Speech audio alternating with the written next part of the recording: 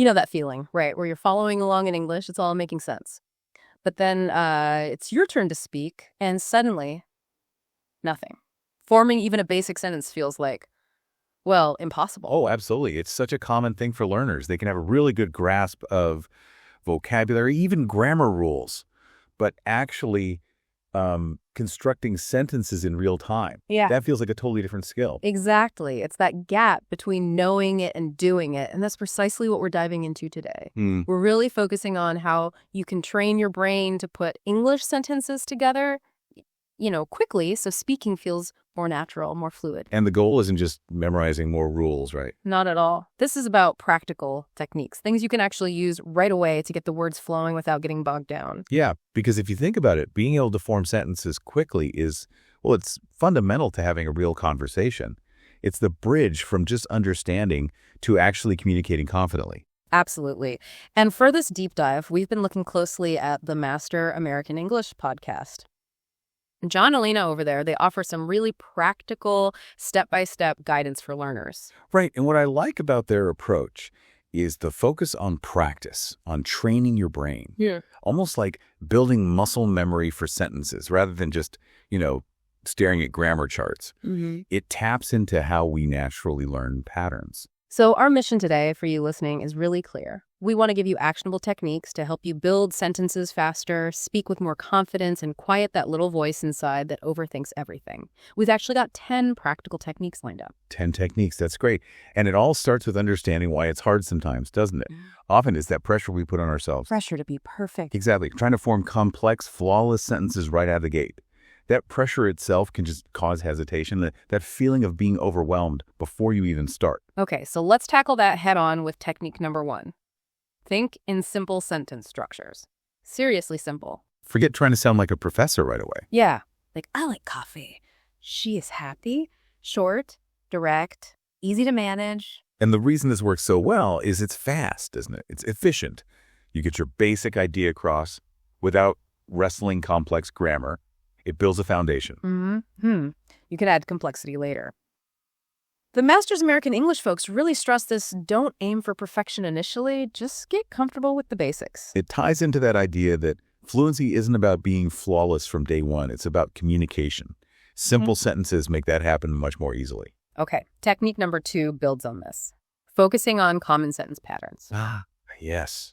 English, like any language, has these structures that just keep popping up, right? Totally. And the idea here is that if you practice these predictable patterns deliberately, they start to become automatic. It's like that muscle memory idea again. Yeah. You practice it enough, your brain just knows what to do. Think about the most basic one. Subject plus verb plus object, like he reads a book. They eat dinner. We love movies. By consciously practicing these, they just feel more natural and sort of available when you need to speak. And the bigger picture here is fluency, right? When these patterns are automatic, you're not rebuilding the sentence structure every single time. Right. It frees up your brain space. Exactly. Frees up mental energy to pick the right words or express more complex thoughts. Okay, technique number 3 is shadowing. Have you heard of this? Oh, yeah. Shadowing is fascinating. So the idea is you listen to a sentence and then immediately repeat it out loud. But you're not just saying the words. Right. You're trying to copy everything, the tone, the rhythm. Precisely. The intonation, the pauses. You mimic it as closely as possible. And why is that so powerful? Well, it connects multiple things in your brain at once. You're hearing it, you're speaking it, you're feeling the flow of the sentence. It links the sound of English to the physical act of speaking it.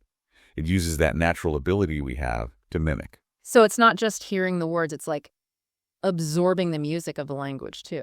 Exactly. It's not just repeating like a parrot. It's about internalizing that natural rhythm and sound, which is so crucial for sounding, well, natural and being understood easily. Makes sense.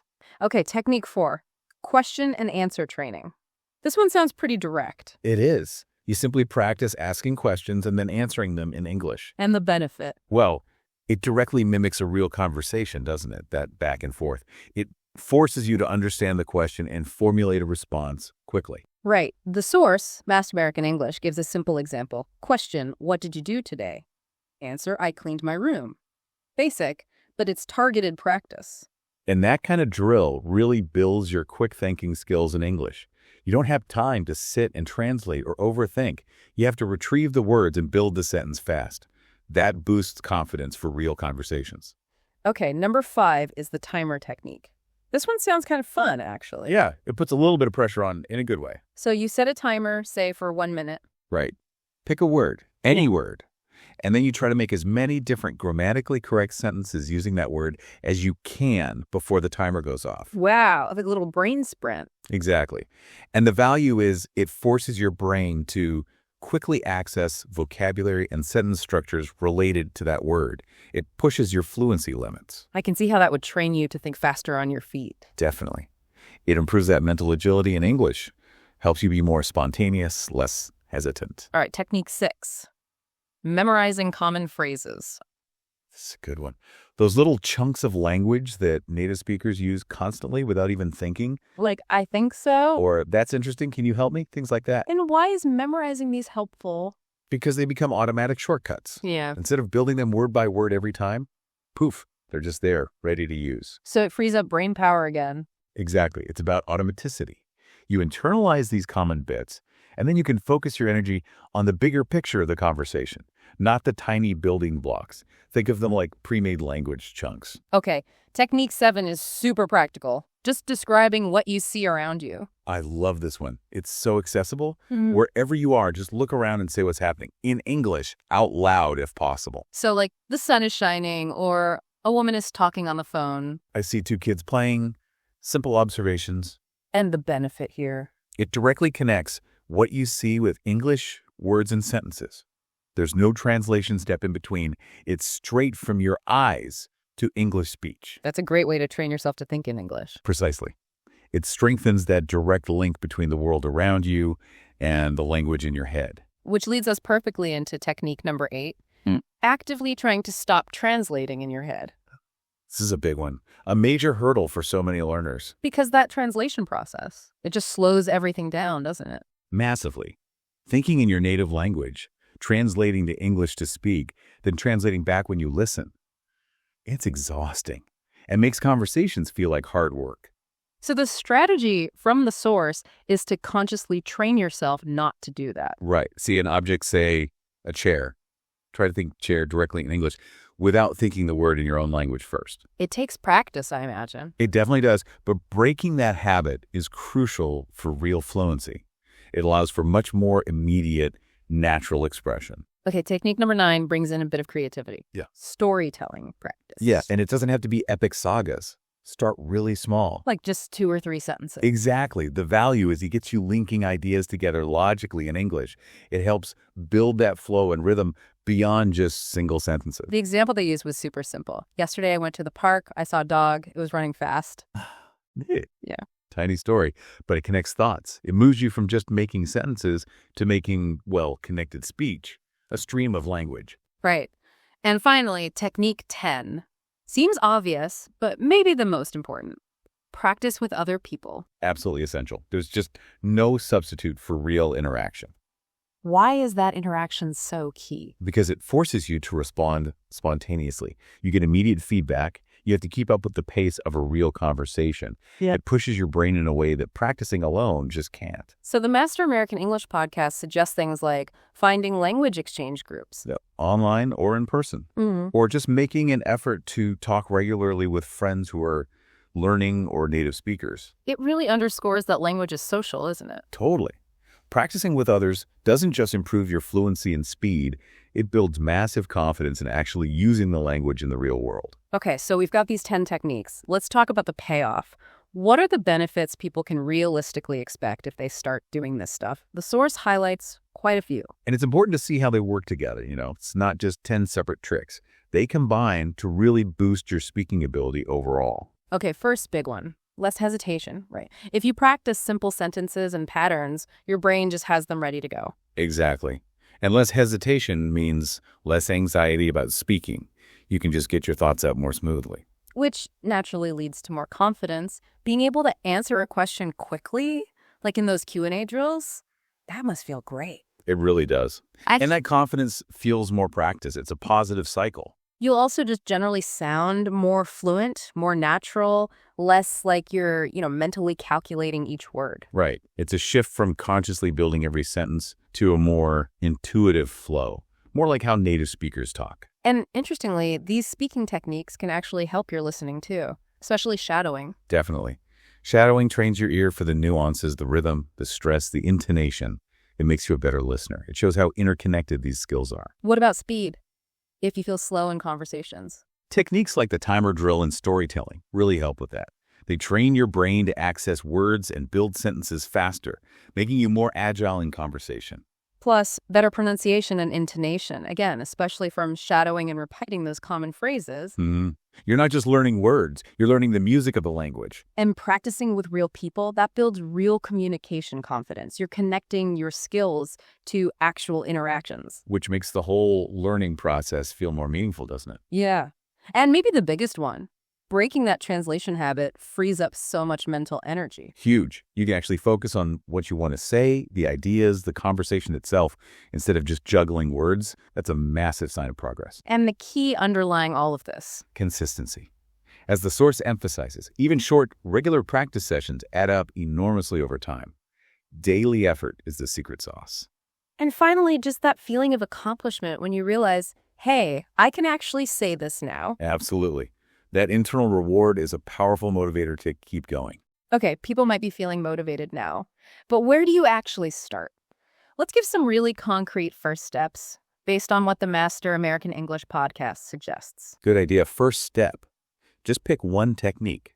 Whichever one seems most interesting or doable for you right now. Don't try to do all 10 at once. Right. Maybe start with those simple sentence structures. Just practice saying basic things out loud like, I like pizza, she plays tennis, maybe throughout the day. Good starting point. Then maybe move on to practicing common patterns. Subject, verb, object. Make your own examples with words you know. Say them out loud. And definitely start trying shadowing. Find a short clip, something you like, and just try repeating after the speaker. Focus on the rhythm. Yeah, and start those question-answer drills. Even if it's just asking yourself simple questions about your day and answering quickly, what did I eat? I ate toast. Try the timer technique, just 1 minute. Pick a simple word like cat or walk and see how many sentences you can make. Don't worry if they're perfect. Start collecting those common phrases. Maybe aim for 5 or 10 this week. Write them down, trying to use them when you practice. Get in the habit of describing your surroundings. Look around right now. What do you see? Say it in English. And make that conscious effort. Try to think directly in English. See a tree, think tree. Not your native word first. Tell tiny stories about your day. Just 2 or 3 sentences. I woke up, I drank coffee, it was good. Gradually add more detail later. And critically, look for chances to talk to people. Online groups, language partners, friends.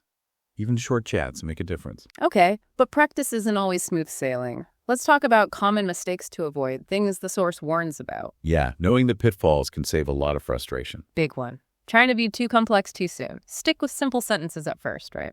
It's okay. It's good, actually. Absolutely. And don't forget to keep practicing those basic sentence patterns. They really are the foundation. Don't skip over them. With shadowing, remember, it's more than just the words. Really try to copy the rhythm, the intonation, the pauses. That's where the magic happens. Right. And for question-answer practice, don't obsess over perfection initially. Focus on speed and just responding. You can refine grammar later. Fluency first. The timer technique, don't get discouraged if it feels rushed or you stumble.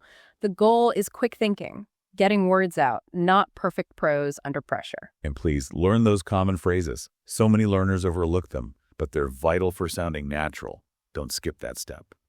When describing what you see, again, don't overthink the grammar. Just get the observation into English quickly. Direct connection. Resist that urge to translate in your head. It's a hard habit to break, but keep consciously trying to think directly in English.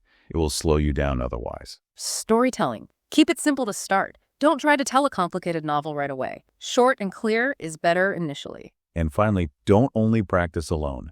You absolutely need interaction. Find ways to speak with others. It's crucial. All right, challenge time. Let's make this super actionable. The Master American English podcast lays out some specific challenges you can try. Yeah, these are great ways to jump right in and apply what we've talked about. Okay, challenge 1. Right now, or right after this, set a timer for 1 minute. Pick a simple word: book, dog, water, and make as many sentences as you can. Go. Challenge 2. Find a short English video or podcast clip, maybe just 60 seconds. Try shadowing it.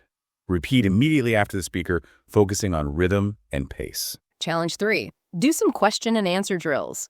With a partner, an app, or just yourself, ask simple questions, answer quickly, focus on speed. Challenge 4. Make it a daily goal this week. Practice using simple sentence patterns, subject, verb, object. Start basic, then maybe add an adjective or adverb. Challenge 5. Describe 5 things you see around you in English today. Just simple sentences, out loud if you can. Challenge 6. Take a think in English walk, just 5 or 10 minutes. As you walk, describe what you see and think in English, maybe quietly to yourself. Challenge 7. Tell a tiny story about your day. 2 or 3 sentences. What happened? What are you going to do? Challenge 8. Goal for the week. Learn 10 common English phrases. Find ones you think are useful, write them down, try to use them. Challenge 9. If you can, practice speaking with someone else this week. A friend, family member, language partner. Even 5 minutes regularly helps. And Challenge 10. Consider looking for an online language exchange group if you want more real-life practice. That interaction is golden. So to wrap things up, we've really dug into some powerful techniques, courtesy of the Master American English podcast, to help you build those English sentences faster and speak more fluently. We've gone from simple structures right through to practicing with others. And the big takeaway really is consistency, isn't it? Absolutely. Fluency doesn't happen overnight. It's the result of applying these kinds of techniques regularly, day by day, even just for a little bit. That consistent effort makes all the difference. We genuinely love to hear from you. Please drop a comment below. Tell us which techniques resonate with you, which ones you're going to try, or any challenges you're facing with sentence building. Yeah, sharing your experience really helps others in the community too. We can all learn from each other. And seriously, if you stuck with us through this whole deep dive, that shows real commitment to improving your English. We appreciate you listening all the way through. We really do. It shows dedication. So yeah, leave that comment. Let us know you made it. And remember, fluency is a journey. Be patient with yourself, keep putting in the effort, and keep practicing. Thank you so much for joining us for this deep dive. Keep up the great work, stay consistent, and we'll catch you on the next one.